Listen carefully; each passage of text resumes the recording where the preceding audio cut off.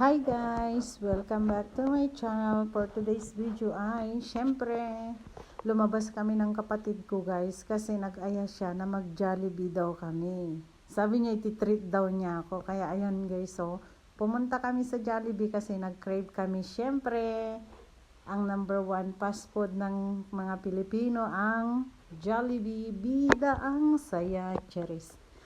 Thanks ba ng siya yung nag-aya sa akin ngayon guys kasi sabi niya iti-treat daw niya ako kasi nagsahod siya kaya ayan kumain kami sa Jollibee saka kami naglakad-lakad kasi may binili din kami niyan kaya anong oras na rin nung lumabas kami kaya kumain muna kami para hindi magutom syempre para hindi na rin kami magmerienda minsanan na lang, 'di ba?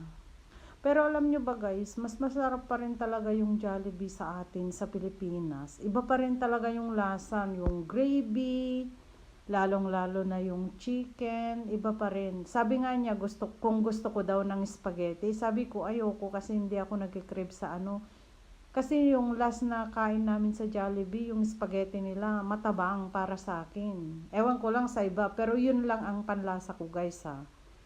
Ayan, bumili pala ako ng ano ng extra gravy diyan kaya nilagay na nila yung ano, yung tatlong gravy diyan sa isang bowl na ganyan na paper bowl ganyan.